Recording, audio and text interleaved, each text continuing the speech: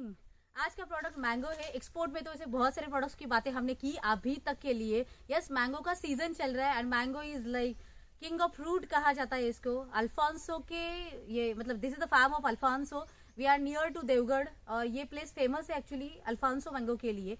सो हमारे साथ आज यस प्लीज आपका नाम? लक्ष्मण मांजरेकर। ओके, लक्ष्मण मांजरेकर जी है और वो इनकी ये पूरी फार्म इनकी ही है। तो फिर आज हम इनसे बातें करते हैं मैंगो के लिए कि मैंगो एक्चुअली देखने के लिए तो मैंगो ही है, सारे मैंगो ही दिखते हैं, लेकिन there are lot of varieties actually.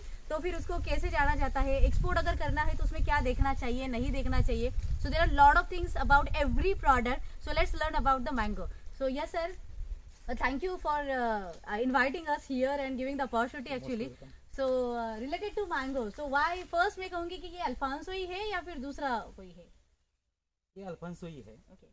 और एक्चुअली कैसा अभी आप बोले कि मार्केट में बहुत तरह के आम है। हाँ. तो हर एक आम का शेप बहुत अलग अलग होता है। हाँ. अभी अल्फांसो भी हो गया ना, अभी अल्फांसो देवगढ़ में मिलता है, रत्नागिरी में मिलता है, इवन आपको अलीबाग में भी मिलता है। हाँ. बॉम्बे के नजदीक या कर्नाटक से भी अल्फांसो आता है।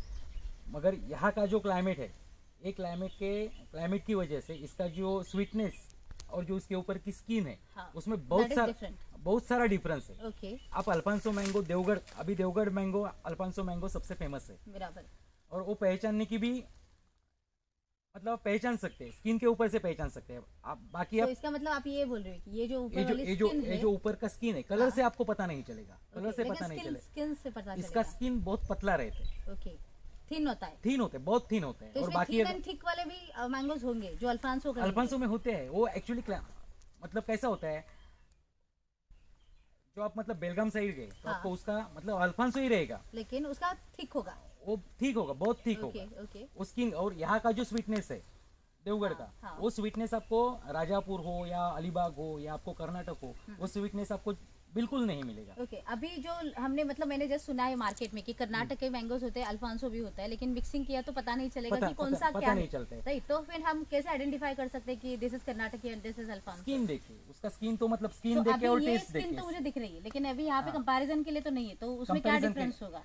डिफरेंस मतलब मार्केट में आपको बताता हूँ, यहाँ का जो मैंगो है ना, मार्केट में मतलब पका हुआ आम जाता है मार्केट में, उसका जो मतलब येलो कलर रहता है, वो ज्यादा शाइनिंग नहीं होता है। इसके लिए या कर्नाटक के लिए? ये आम के लिए इसका ज्यादा शाइन नहीं रहेगा, ज्यादा शाइन नहीं रहेगा। और कर्नाटक का जो आम है उसमें शाइनिंग आपको कलर में ज्यादा दिखेगी, तो आपको क्या लगेगा कि वो देवगढ़ का आम है, ज्यादा शाइनिंग दे रहे हैं। मगर मार्केट में ऐसा नहीं है। बहुत मतलब जो बॉम्बे के लोग रहते हैं और किधर के लोग जो मतलब हापुस खरीदते हैं, उनको ये जानकारी ही नहीं होती है, वो हापुस करके लेते हैं, मगर खाने के बाद उनको पता चलता है इसको कोई टेस्ट नहीं है। तो उसके बाद खाने के तक किसी को पता भी नहीं चलता कि बाबा ये आम किधर का है। अभी मेरे बहुत सारे दोस्त है ना, कोल्हापुर साइड के, सातारा सांगली के हैं, उनको मैं स्पेशली बता के ये आम देता हूँ, तो उसके बाद उनको पता चलता है कि इसके पहले मैं क्या खाता था। राइट। तो इसका मतलब क्या समझा आपको कि कर्नाटकी एंड अल्फांसो दिखने के लिए तो सेम दिखेंगे, might be the size will be same also, shape and size will be same, but जो भी पकने के बाद जो कलर आता है, सो इसका जो कलर आएगा येलो ही होगा दोनों का, लेकिन इसके ऊपर ज्यादा शाइन नहीं होगी,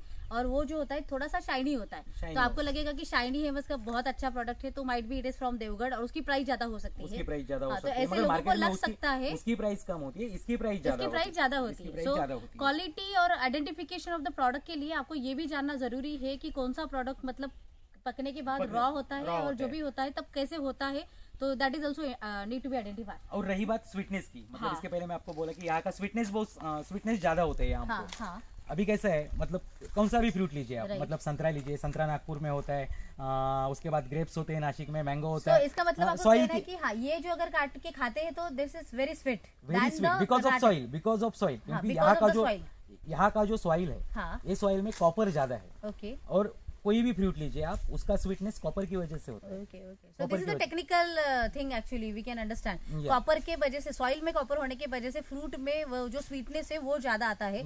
सो it is depend on the soil to soil. So मतलब हर एरिया का सॉइल का स्ट्रक्चर अलग हो सकता है। सो अगर हम कहें कि size minimum to maximum fruit की साइज ये कितनी होती है या फिर कितनी एक्सेप्टेबल होती है?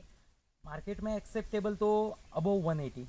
ओके, मतलब 6 to 5 डजन का बॉक्स होता है। मतलब जो 5 डजन का बॉक्स बोलते हैं ना, एक्चुअली बॉक्स होता है 5 डजन का प्रॉपर मार्केट का। तो उसमें अगर 6 डजन आम बैठते हैं तो उसको 6 डजन आम बोलते हैं, और 5 डजन या 4 डजन भी हो सकते हैं उसमें, तो साइज के हिसाब से होते हैं। तो मतलब बॉक्स प्रॉपर 5 डजन का ही होता है, मगर साइज के आम के साइज के ऊपर उसमें कितना आम बैठते हैं वो डिपेंड करता है। मिनिमम 180 से लेके 180, अगर 225 ग्राम का आम रहेगा तो आपको बॉक्स में 5 डजन ही आएगा, मतलब 60 आम आएगा। राइट।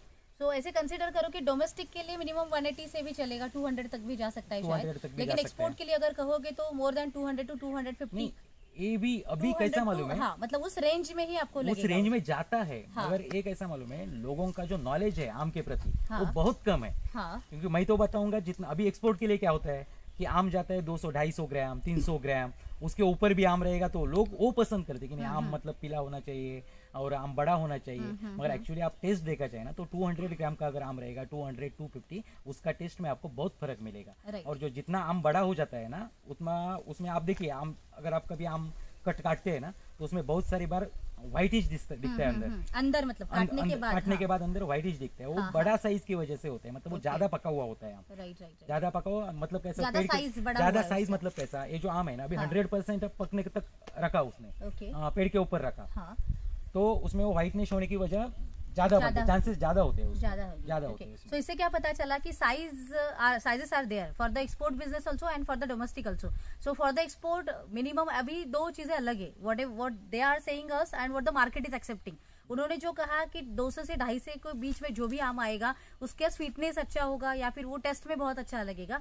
लेकिन also in the export business also आपको भी पता है कि you need to understand the market requirement, कि मार्केट को क्या स्टैंडर्ड स्पेसिफिकेशन चलते हैं वो पहले देखनी पड़ेगी। अभी वो मार्केट को एजुकेट करना दैट इज डिफरेंट, लेकिन अभी एक्सपोर्ट के लिए जो स्टैंडर्ड रिक्वायरमेंट है वो आपको पहले आइडेंटिफाई करने पड़ेंगे, that is different as per the country. So Asian के लिए अलग है, यूरोपियन के लिए अलग है, गल्फ के लिए अलग है। सो हमें वो चेक करने की जरूरत है। लेकिन मिनिमम टू मैक्सिमम 200 से लेके 250 ग्राम तक इन एन एवरेज वो मतलब चलता है। Okay, this is one. And the second they have told like कि अगर वो ज्यादा आगे चलता है, मतलब हार्वेस्टिंग के लिए अगर वो ज्यादा आगे जाने के बाद हार्वेस्ट किया गया तो उसके अंदर एक जो येलोइश गर होता है उसके अंदर भी व्हाइटिश मतलब चलते हैं। तो ये खाने के लिए अच्छा नहीं है, लेकिन लोगों को ये पता नहीं होता और अंदर क्या है वो तो हम देख भी नहीं सकते। तो इसीलिए मतलब इससे क्या पॉइंट निकलता है कि जब भी आप हार्वेस्ट के लिए जाओगे, कोई भी फ्रूट एक्सपोर्ट के लिए सिलेक्शन के लिए जाओगे, तो you need to understand the days of harvesting also, कि कितने दिन तक वो पेड़ पे रहना चाहिए, कितने दिन पे वो निकालना चाहिए, राइट। जैसे कि ये कब निकालना चाहिए, इसका भी कोई तो है ना लॉजिक है। साइज के ऊपर लॉजिक नहीं है, साइज नहीं बोल रही, इट इज अ डेज कि कितने डेज के निकाला मुझे। लाइक आपने कहा था मुझे कि 90 डेज का जो आपने स्ट्रक्चर बोला कि मगर वो भी क्राइटेरिया प्रॉपर क्राइटेरिया नहीं है कि आप लेकिन मतलब एवरेज हम बोल सकते हैं ना। लाइक जैसे कि उन्होंने क्या बताया कि ये कब निकाला जाएगा, इसके लिए अगर एवरेज बोला जाए वो बात अलग है कि एक्सपीरियंस से ही पता चलता है कि वो कब निकाल सकते हैं। लेकिन अगर हमें पता नहीं, अभी एक्सपीरियंस नहीं, तो अगर हम कैसे चेक करें ना, तो उसके लिए एक एवरेज क्राइटेरिया होता है कि जो भी आम का जो मोहर आता है, जो फूल आते हैं उसके मोहर के फूल आते हैं, उसके बाद अगर वो 90 डेज तक चलता है, मतलब मोहर फूलने के बाद जो आम निकलता है और ये 90 डेज तक का जो फ्रूट आता है, तो वो कहा जाता है कि that is good for the harvesting. तो डिपेंड है कि लेकिन क्लाइमेट क्या है, राइट, एनवायरमेंट क्या है, वो डिपेंड के ऊपर भी है, कम भी हो सकता है, ज्यादा भी हो सकता है। तो अगर हम आज की बातें करें इस सीजन की, तो ये आगे गया है, राइट, मतलब 90 डेज का स्ट्रक्चर जो भी है वो 100 and 115 डेज तक गया है। सो ये भी डिपेंड होता है कि आपको प्रॉपर नॉलेज होना चाहिए। नहीं तो बहुत सारे लोग है ना कि लाइक हाँ आम चाहिए, हाँ ये लेके जाओ, और फिर बाद में अगर आगे जाने के बाद अगर प्रॉब्लम हुआ, so yes many people have said that also in the market, like mango is very risky to export because mango is very risky to deal actually. Yeah, actually in the domestic also or in the export also it is very risky to deal. दिखने के लिए बहुत अच्छा दिख रहा है ये, लेकिन वो पता भी नहीं सकते कि अंदर पता नहीं सकते कि क्या हो सकता है। एक्सपीरियंस के ऊपर से एक्सपीरियंस से ही आपको पता चलता है। तो इसीलिए आप आइदर एक्सपीरियंस, जैसे हम इनके साथ है अभी, तो आइदर किसी एक्सपीरियंस बंदे को साथ लेके मतलब जाओ, सिलेक्शन करो और फिर आगे चलो, ना कि अपने बेस पे हाँ ये अच्छा दिख रहा है वो अच्छा दिख रहा है, तो ऐसे नहीं हो सकता, राइट।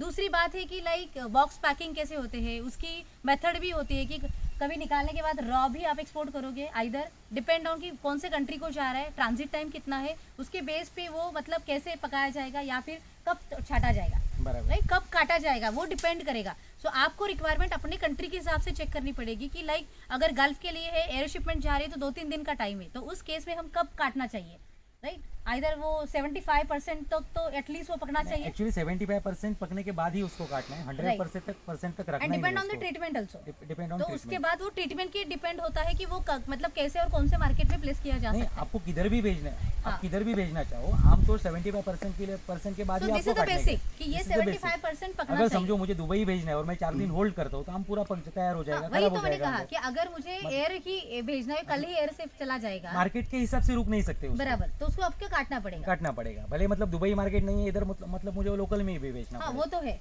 अभी दूसरी बात ये है कि ये 75% हुआ, ये कैसे पता चलेगा? तो इसके लिए अगर हम आम के यहाँ पे देखते हैं तो आपने क्या कहा था कि ये अंदर जाना चाहिए, अंदर जाना चाहिए। ये अंदर जाता है तो इसके ऊपर यहाँ पे थोड़ा सा होल आता है। होल मतलब एक ऐसा क्या बोलते हैं उसको? खड्डा। हाँ, इन मराठी हम खड्डा कह सकते हैं, वो पता नहीं, अभी हिंदी का वर्ड में भूल गई। तो यहाँ पे आता है और इसको फिर बाद में कहा जाएगा कि दैट इज लाइक 75% राइप हो गया है, now we can harvest that, right? तो उसको कहा जाएगा।